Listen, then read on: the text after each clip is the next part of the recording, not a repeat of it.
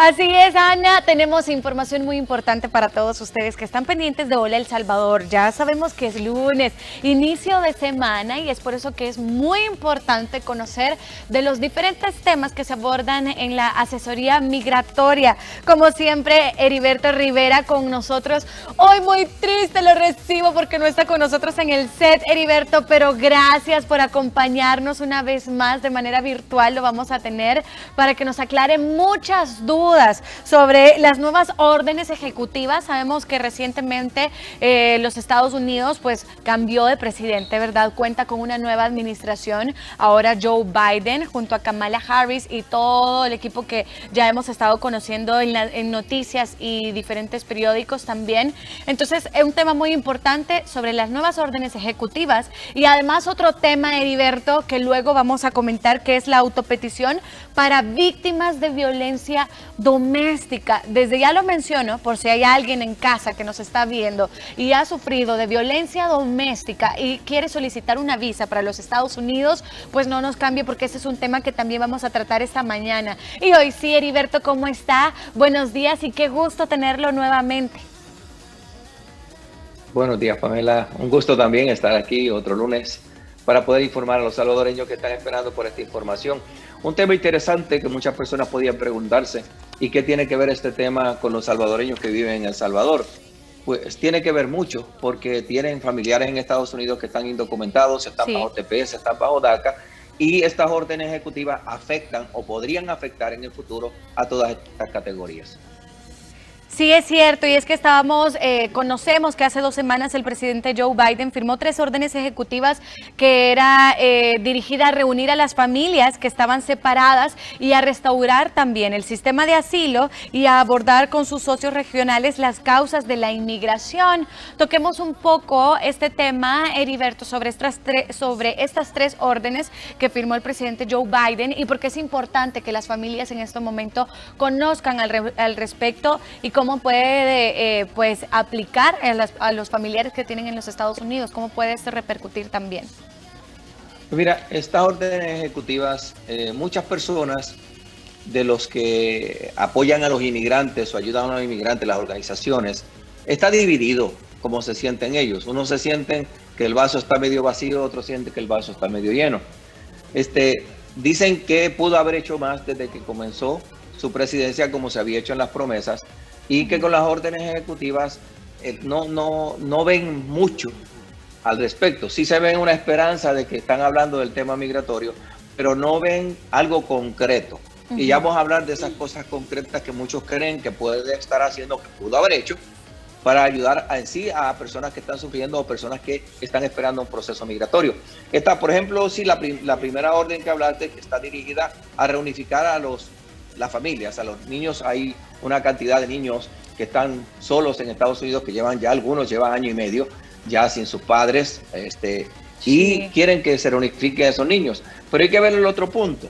El otro punto es que muchos padres dejaron y llevaron a sus niños a la frontera y dejaron que entraran solos, y muchos de estos niños le dijeron no digas nada o no hables mucho, porque no se sabe quiénes son los padres de ellos. Fueron casi abandonados estos niños, y va a ser difícil reunificar a esos niños, pero sí hay otra cantidad que van a poder reunificar, y esa orden ejecutiva va a ayudar. Entonces ahí está positivo. Otra, la orden ejecutiva que va a beneficiar con los asilos, y es algo ahorita que muchos están diciendo que está pasando en la frontera. Hay personas que llevan en la frontera más de 2 años, que llegaron a la frontera de Estados Unidos, lo regresaron a México con el tratado que hizo con México, para que muchos esperaran. Hay ahorita como 650,000 personas esperando. La cantidad no la tengo aquí, esos son los que están bajo DACA. Hay una cantidad de cientos de miles que están esperando en la frontera para obtener asilo, para que vean su caso en un juez de migración, y algunos llevan hasta 2 años allí. El problema es ahorita, muchas personas están ingresando a Estados Unidos y lo están dejando entrar. Ya pasan 2 o 3 días detenidos y entran como Pedro por su casa, y ya tienen su proceso para ingresar a Estados Unidos para en el futuro poder ver en juez. Y los que están detenidos dicen: ¿qué está pasando? Nosotros llevamos aquí 2 años para vernos, y los que llegan en el momento ahorita están pudiendo ingresar. Entonces hay una disparidad en esa parte también, que por qué no agarran estos, creo que son casi 100,000 personas que están detenidas ahorita en la frontera, y le permiten ingresar y esperar su proceso de asilo en Estados Unidos. Entonces, ahí hay cierto problema que muchos no están conformes cómo se ha puesto esta orden ejecutiva. Ahora bien, Heriberto, ¿cómo pueden estas órdenes ejecutivas beneficiar a las personas indocumentadas? Mira, en este momento, las órdenes ejecutivas emitidas para mí no alivia nada de lo que están sintiendo, lo que están pasando los millones de indocumentados en Estados Unidos. Sí. Estas órdenes están ayudando a ciertos grupos. Y tal vez indirectamente algunas de las órdenes, como especialmente esa es gestionar la migración, una orden que sirve para gestionar, que crea ciertos grupos de trabajo para poder hablar del problema migratorio en lo que es no solamente en Estados Unidos, sino lo que está sucediendo en los países de Centro y Suramérica. Se van a crear ciertos grupos de trabajo para ver, pero esto es a largo plazo. A corto plazo, para beneficiar a las personas que están en Estados Unidos indocumentados, va a ser bien difícil porque tiene que salir una ley para una reforma migratoria. Y una orden ejecutiva no te va a cubrir eso. Una orden ejecutiva te puede ayudar como para, digamos, en el 2001, una orden ejecutiva ayudó a un grupo de salvadoreños que estaban en Estados Unidos, que los terremotos afectaron a El Salvador y ese grupo de salvadoreños, los 250,000 que fueron beneficiados en ese momento, fueron beneficiados con el programa del TPS bajo una orden ejecutiva. No era bueno, ya ha sido a largo plazo porque lleva más de 20 años, pero no benefició una ley que le daba un beneficio migratorio a ellos. Fue algo temporal, algo que salió en ese momento, que es una orden ejecutiva beneficia.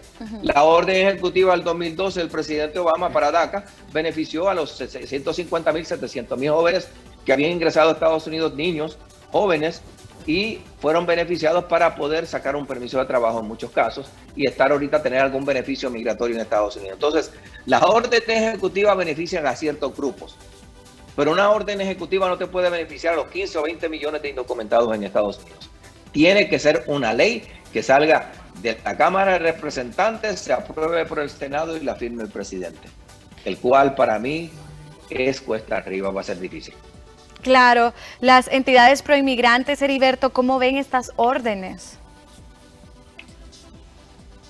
Mira, como te dije, muchos las ven positivas porque ven que se está abriendo el tema migratorio. La administración anterior cerró lo que es el tema migratorio bastante. Esta está abriendo un poco, pero no, muchos creen que no se ha hecho lo suficiente. Y te voy a dar otro ejemplo. Y yo pienso lo mismo, yo pienso igual, porque el presidente Trump emitió una orden ejecutiva en abril del año pasado, cuando comenzaba la pandemia, que detenía casi todos los procesos migratorios. Ahorita yo calculo que hay más de 1 millón de personas que sus procesos migratorios están detenidos. Y esa orden ejecutiva, él la extendió, había sido extendida hasta el 31 de diciembre y antes de salir unos días antes, o a principios de enero, la extendió hasta el 31 de marzo. Ya no está en la presidencia. Esa orden ejecutiva para mí debió haber sido cancelada en los primeros días, una de las primeras órdenes que debió haber sido cancelada los primeros días de presidencia del presidente Biden, para que se comenzara a aliviar todas estos miles de personas que están esperando por su residencia para poder ingresar a Estados Unidos. Yo tengo un cliente que tenía cita el 19 de marzo. La embajada cerró el 18 y después vino la orden ejecutiva en abril. El 19 de marzo, él todavía está esperando en El Salvador para poder ir a la embajada a su entrevista. Va a tener que hacer un proceso administrativo de hacer exámenes médicos, hay que nuevos formularios y así por el estilo para que él pueda conseguir su residencia. Pero esa familia está dividida, está separada.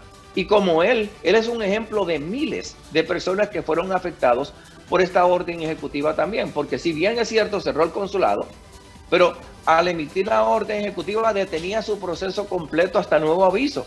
Y ese nuevo aviso va a ser el 1 de abril de este año, cuando ya esa orden ejecutiva no esté en efecto.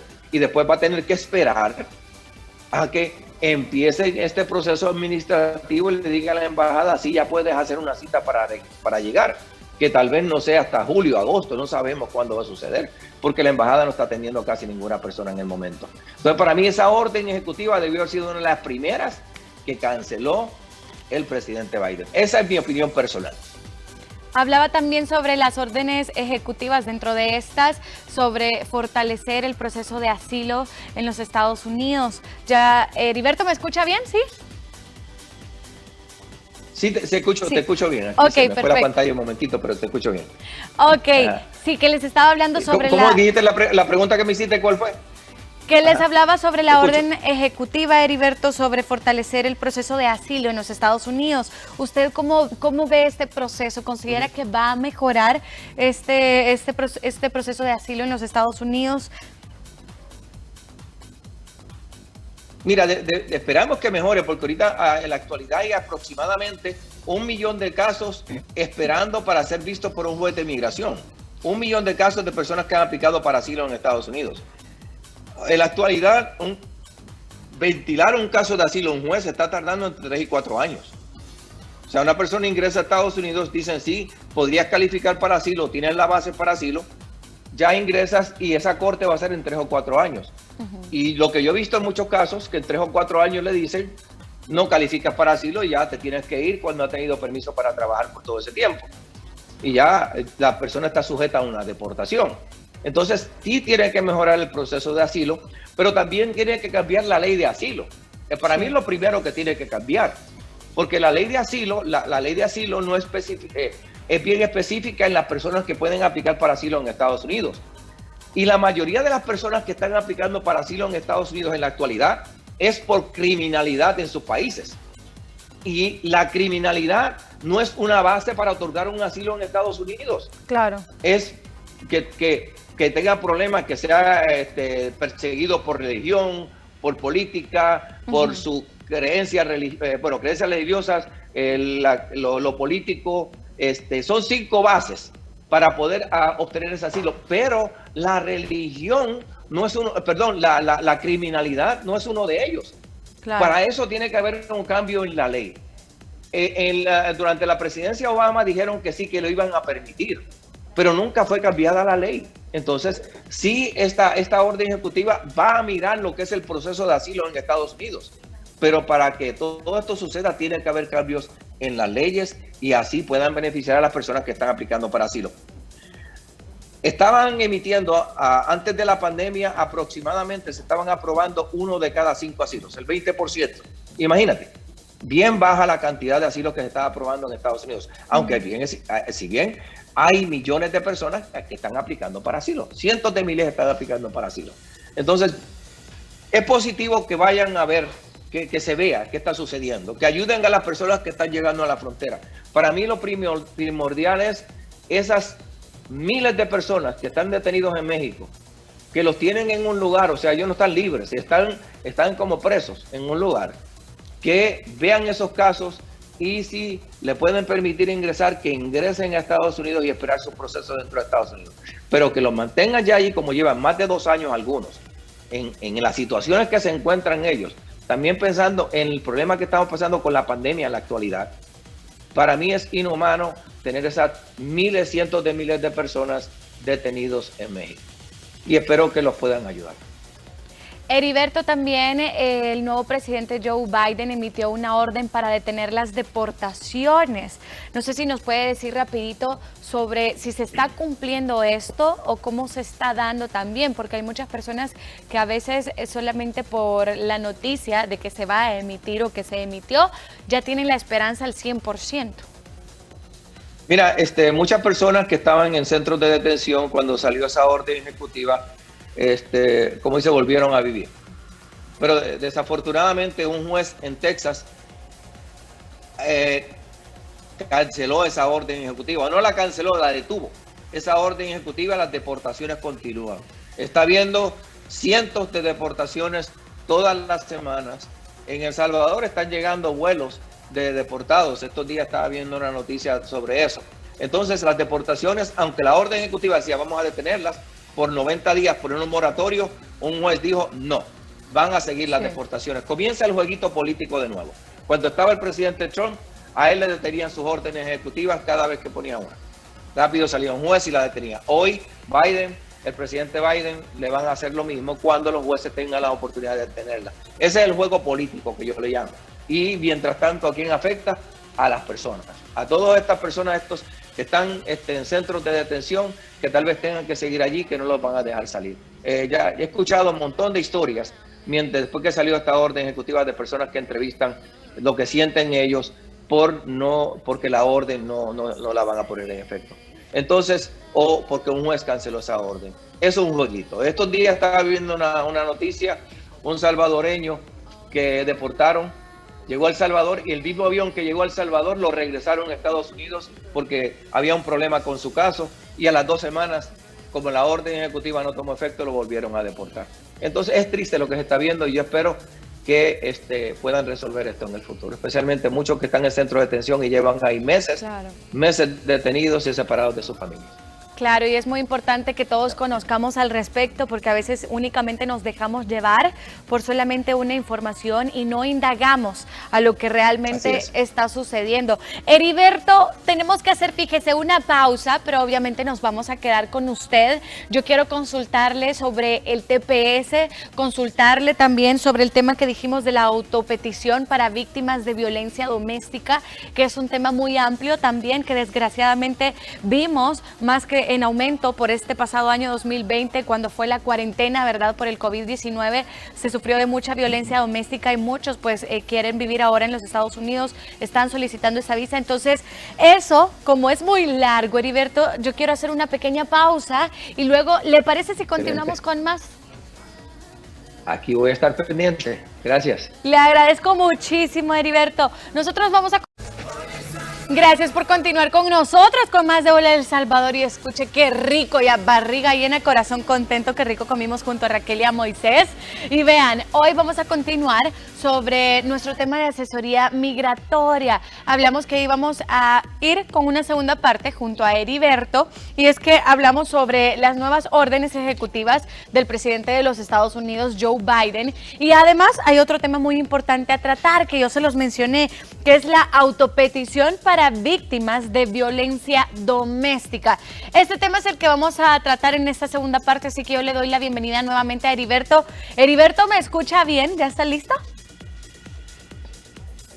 Ya estoy listo, Pamela, aquí, esperando que me preguntes. Me encanta, Heriberto, y es que sí, hola. Me encanta, Heriberto, y es que yo lo consultaba, este tema, Heriberto, porque resulta que el año pasado, sobre todo, ¿verdad? Siempre lastimosa y desgraciadamente todos los años vemos víctimas que sufren de violencia doméstica, pero el pasado 2020, pues ese tema tuvo un incremento debido a la cuarentena y todo esto, y hay muchas mujeres que probablemente, u hombres pueden ser también, están pidiendo su visa para irse a los Estados Unidos con hijos, con algún familiar también. ¿Cómo puede ser todo este proceso? Mira, Pamela, este proceso quiero hablarlo porque no se relacionaría mucho con las personas que viven en El Salvador, aunque sí puede haber algunos casos. Yo he tenido varios casos. Esto mayormente va a ser para los que son cónyuges de residentes o ciudadanos que viven en Estados Unidos, sí, que tal vez estén indocumentados. Y yo usualmente muchos clientes, te digo, he tenido la experiencia, yo voy a hablar de una, que los mismos familiares se comunican conmigo y me preguntan, mire, mi hija está pasando por esta situación en Estados Unidos, ¿qué puede hacer? Quiero también que entiendan que esto no solamente es relacionado al cónyuge, sea hombre o mujer, claro, porque hay hombres que son maltratados, aunque son en mínima escala, pero esto puede ser también a padres y a hijos que están pasando por este problema de violencia doméstica, porque si existe, especialmente en muchos menores. Entonces, quiero que entiendan que esta información es para personas que viven en Estados Unidos en la mayoría de los casos, que son cónyuges de residentes ciudadanos que están siendo víctimas de violencia doméstica. ¿Bien?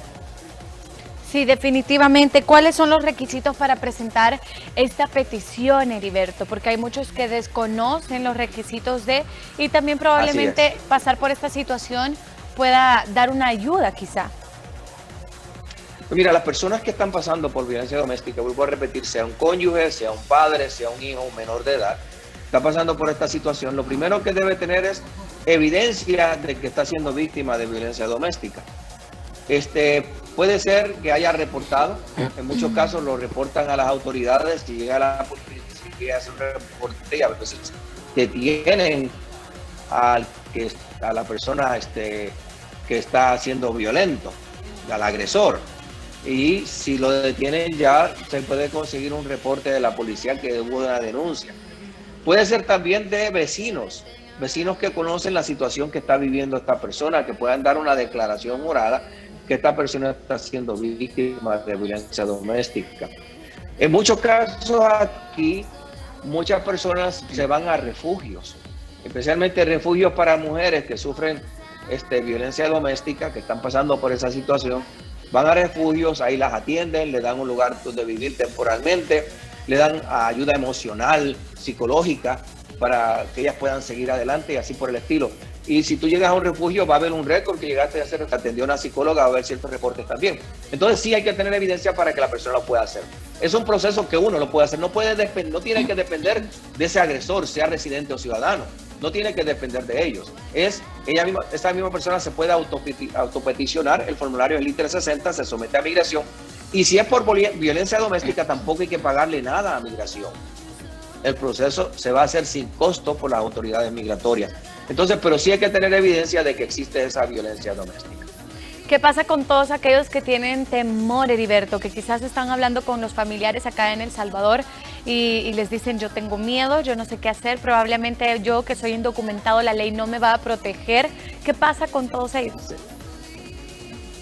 Es triste que así estos agresores intimidan a las personas, especialmente a la esposa. En la mayoría de los casos son las esposas. Los intimidan. Tú estás ilegal, yo soy ciudadano americano y tan pronto te reporte, te van a deportar. Tan pronto yo diga algo, llamo a migración que te venga a llevar. Y así mantienen a la persona atada con esa intimidación. Yo le digo que no le hagan caso, no sigan sufriendo, porque la ley los protege. No importa que él sea ciudadano o que sea residente. Si está pasando por esa violencia doméstica, la ley la va a proteger a ella. A ese niño lo va a proteger la ley para que puedan hacer este proceso. Así que no se dejen intimidar. Y las personas que están escuchando en El Salvador, que conocen de alguien que está sufriendo, porque yo sé que hay cientos de personas que están pasando por esta situación, le digan, no sigas sufriendo, hay salida para ello, busca la ayuda, sí existe y te pueden ayudar las autoridades. Tristemente, si está con una persona que es violenta, que es agresor, que es indocumentado, no se puede hacer nada. Para poderlo hacer, el cónyuge, y deben estar casados también, el cónyuge debe ser residente o debe ser ciudadano para aplicar, pero que no se sigan sometiendo a esa situación, porque en muchos casos se siguen sometiendo y el resultado a veces es desastroso. ¿Qué dice, Heriberto, la ley de violencia contra la mujer? Esta ley de violencia contra la mujer, VAWA, sí, si no me equivoco, para que las personas puedan conocer más al respecto, porque en su mayoría de los casos se vieron aumentados contra la mujer. Así es. Y ahora, mira, durante la pandemia, este año que se lleva a las personas encerradas, aquí en Estados Unidos se reporta el índice de violencia doméstica aumentado exageradamente. Sí. Muy exagerado. Y ten en cuenta, no poniendo denigrando al latino, pero el latino con el machismo a veces tiende a haber más violencia en los hogares latinos que nosotros. Entonces hay que tener eso en mente. Esa ley VAWA que salió en el 1994 salió por lo mismo, para poder ayudar a esas víctimas de violencia doméstica a adquirir ese estado de residencia permanente por sí solas y no a través del familiar ciudadano o residente. Porque muchos creen, muchos hoy teniendo la oportunidad de peticionar a su cónyuge o a sus hijos o tal vez a sus padres que están siendo violentados, no lo hacen, viven con ellos, pueden hacerlo, pero por mantener a esa persona atado a ellos, como son violentos, por mantenerlos atados no les someten ese proceso migratorio para poderlos beneficiar, porque creen que tan pronto obtengan el beneficio migratorio se van a ir. Y no los culparía. Si tú eres víctima de violencia doméstica y te dan la residencia de la persona, al siguiente día tener esa tarjeta posiblemente se marche de la casa. Pero que entiendan que aunque no tengan el beneficio migratorio en la actualidad, lo podrían tener si acusan a esa persona, si llaman a las autoridades o si tienen evidencia para demostrarlo. Hoy con los teléfonos, yo tuve una cliente que grababa a su esposo cada vez que él la maltrataba verbalmente, porque no solamente el maltrato puede ser físico, puede ser emocional también, y se toma en cuenta. Ella grababa en su teléfono cada vez que él la maltrataba, cada vez que le empezaba a hablar, y eran monólogos que duraban 15, 20 minutos como maltrataba a la persona, y se utilizó para ella para poderlo demostrar cómo la maltrataba a ella, y le funcionó para poder sacar su proceso migratorio. Entonces, Sí se puede lograr, pero las personas tienen que querer hacerlo. La persona que está siendo esa víctima tiene que querer hacerlo. Y te quiero hablar de una experiencia rapidito. Sí. La mamá de esta joven me llamaba a mí constantemente. Ella entró a Estados Unidos con una visa de prometida para casarse. Okay. Llegó a Estados Unidos y parece desde que llegó, que todavía ni se había casado, el hombre empezó a maltratarla física y verbalmente. Se casó con él y ese maltrato continuaba a exagerar. Y pudimos lograr que ella sacarla de la casa. Se demostró, ella era una de las que grababa las conversaciones, lo que le decía a él constantemente. Se pudo lograr conseguirle la residencia, aunque entró con una visa prometida y después se casó con él, pero se demostró el maltrato que él le daba desde que ella llegó a Estados Unidos y se pudo conseguir el beneficio migratorio. Así que sí se puede obtener, pero la persona tiene que querer hacerlo, aplicar para ello, reportarlo, ir a un refugio. Hay muchos refugios en Estados Unidos que ayudan a las personas que son víctimas de violencia doméstica. Muchas veces, Heriberto, asociamos la violencia doméstica de hombre hacia mujer, ¿verdad? De su cónyuge, pero yo quiero plantearle un caso probablemente atípico, pero que existe, que muchas veces hay hijos que tienen a sus padres indocumentados en los Estados Unidos. Ellos también pueden aplicar, ¿verdad? Si sus hijos están maltratando a sus papás.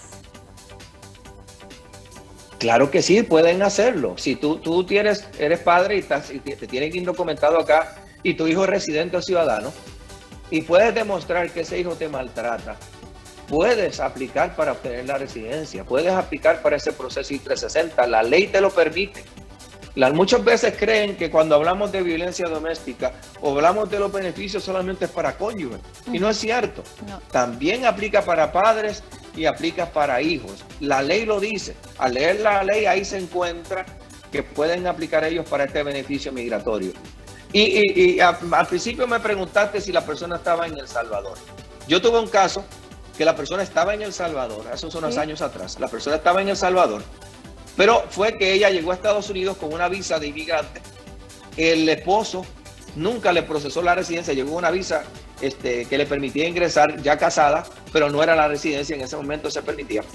Y él la engañó, la maltrataba constantemente hasta que inclusive la engañó para dejarla en el aeropuerto. Y la llevó al aeropuerto y la mandó para El Salvador y no le quiso hacer nada. Pero ella tenía evidencia de las denuncias que se habían hecho a la policía por el maltrato. Pudimos peticionarla desde El Salvador, hacer el proceso I-360 y obtuvo su residencia por violencia doméstica. Pero hay que recordarse que si está en El Salvador y la víctima y tiene la evidencia, que ese cónyuge debe haber sido residente o ciudadano para poderlo hacer. Acabo de un tiempo atrás hablar con una persona que si era víctima de violencia doméstica tenía 3 o 4 hijos ciudadanos americanos, pero desafortunadamente...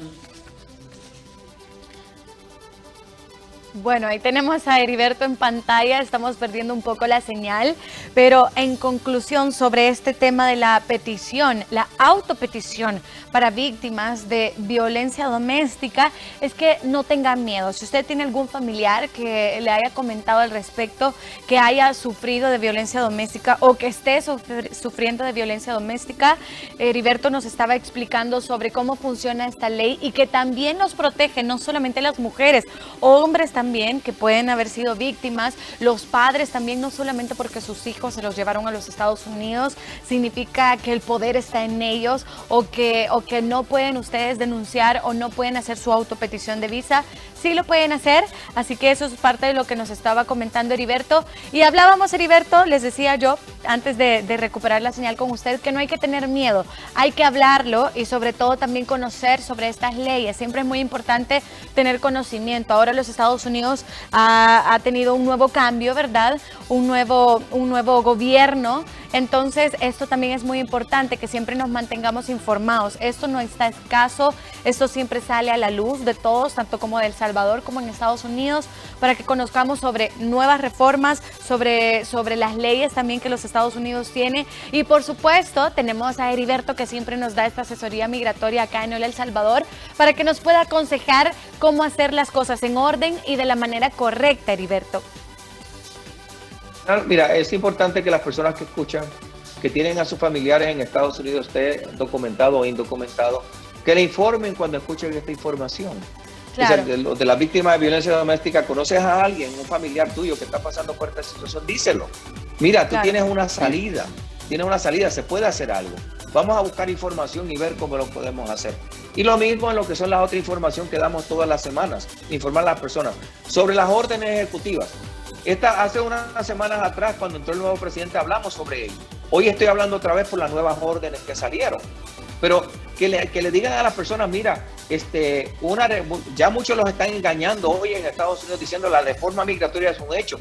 Comienza un proceso migratorio ya y empiezan a pagar dinero y son engañados, son víctimas de estafas. Entonces, que le digan a la persona, mira, todavía no hay nada, no se puede hacer nada, no seas víctima de una estafa, no pagues dinero por algo que no va a salir.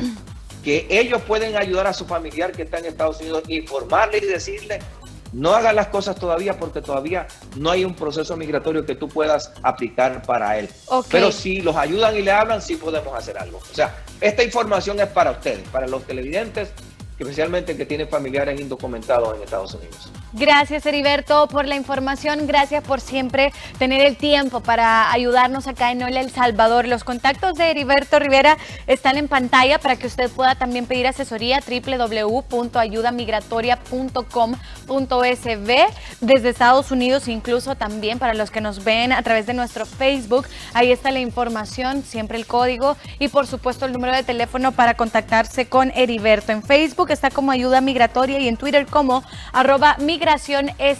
Heriberto, muchísimas gracias nuevamente. Muchas gracias a ti también, Pamela. Encantado de estar en el programa todos los lunes informando a los salvadoreños. Cuídese mucho, Heriberto. Bendiciones. Tú también.